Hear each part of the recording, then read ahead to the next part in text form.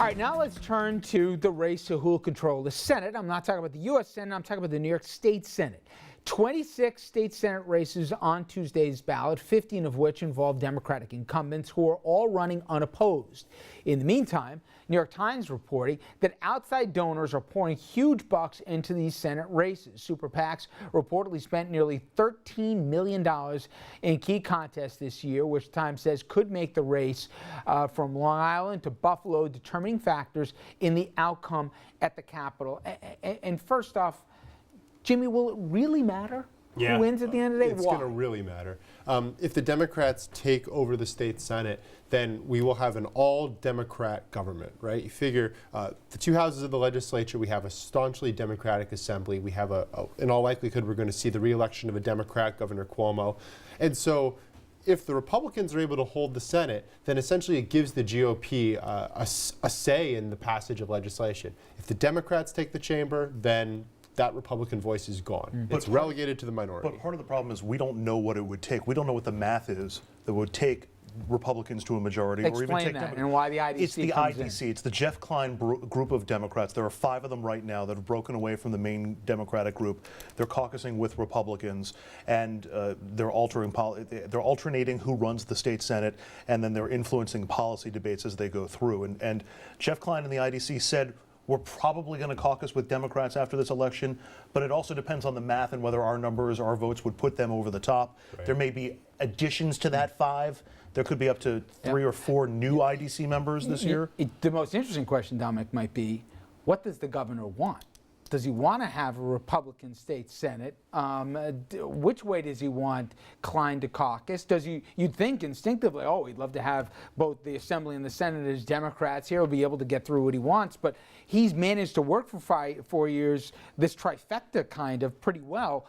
Down deep, what do you think Cuomo wants? Conventional wisdom says he wants Republicans to have control of the state Senate. So thus he can continue with his bipartisan argument, floating the idea of possibly running for president. As you know, I don't believe that's a possibility at all of Mr. Cuomo running for president. The math that Andrew just mentioned, the deals that these guys cut, going back to Espada, where it doesn't matter almost on the surface who the winner or the loser might be, they cut some type of deal. It's going to, the math is actually going to work out. The Republicans are looking, depending upon how well they do. And I think at this point, the field is narrow. There are really about 4 races up in the air. Justin Wagner against Terrence Murphy here in Westchester County. Cecilia Kachik versus George Amador in sort of the Catskills and Hudson Valley. Terry Gibson against Sue Serino in Poughkeepsie and sort of the eastern side of the Hudson River, as well as the 60th District in Buffalo, where Mark Grisanti lost a Republican Party primary, but is running as the Independence Party nominee, and the Democrats have a strong candidate in Mark Panapinto. Real ugly campaign, too, yeah. Very ugly campaign, but you know, the way we got to here was the Democrats thought they were going to have a very expansive field of challenging the Republicans. There were as many as 5, 6 seats on Long Island that they felt they had a shot in. Essentially, all of those, the political experts say, are now off the table. They believe that the GOP is going to be safe and hold on. So if the Republicans are able to win 3 out of 4 of those races, they're looking at, I believe, 31 seats. If they're able to win 4 of those races, then they're looking at 32 seats. If they're at 31, or if they're at 30 seats, they can still reach across the aisle to Simcha Felder, a Democrat elected from an Orthodox Jewish section of Brooklyn, who has caucused with the Republicans in the past, and who is explicitly on record saying that he just wants to be with the majority party. What does Klein do? Does Klein go back with the Republicans? And if you ever want or to does sum he up stay? what drives voters crazy, right? It's this kind of parlor game. But Jimmy, but you were fantastic. That's the reality of the man. Jimmy said at the beginning why it matters, and if you need any further evidence, Ozzy, explain why so much outside money is coming into state Senate races. Because this is going to control how much influence either party has. For Republicans, this is it.